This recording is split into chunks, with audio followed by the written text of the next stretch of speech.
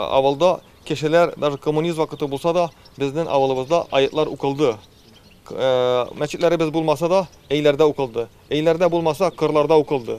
Bir kırdan kıvılsalar ikinci kırga barıp babaylarımız okudu. Bizim babalarımız bik dinli halk idiler. Россия законлары негізінде Мордовияның юстиция органнарында ике müftiyet тіркелген. Эшчәнлекләрендә һәм уставларында кайбер аермалыклар һәм үзенчәлекләр булса да, республикада узучы чараларда ике müftiyet вәкилләре дә катнаша. Кайберләрен бергәләп оештыралар, яңа мәчетләр ачалар. Бүген Мордовияда халыкка 50 мәчет хезмәт итә. Bir ay elek açtık Saranski'de Musulmanский культурный центр, кая не только булыр мәчет, но и музей булыр ала курса, мәктәп, библиотека, шанды кабинетлар, класслар, шанды булыр многофункциональный, чтобы не только мусульманнар анда йөрсеннәр, но и башка кешеләр, башка динлеләр, башка милләтләр дә алар да танышсыннар ислам дине белән. Рамадан районында берничә татар авылы бар. Шуларның иң зурсы Белозерье. Халык авыл исемен гадиләштереп Озерка дип тә йөртә. Менә бу мәчетне 3 ел эчендә төзеп керәләр. Ул бөтен халык төзелешенә әйләнә. Авылның бер генә кешесе дә читтә калмый. Һәрберсе изге эшкә үз өлешен кертә. Bu мәчет төзелде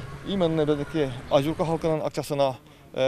Biz de даже bu nesnede Allah'a şükür izge işlerde даже balalarda katnaşa, yaşlarda katnaşa, взрослыйларда, әби бабайларда. Даже бар иде кайсы пенсионерлар пенсиясын прямой алып, пенсияны китереп бирәйләр мәчеткә. Кучасы белән үк.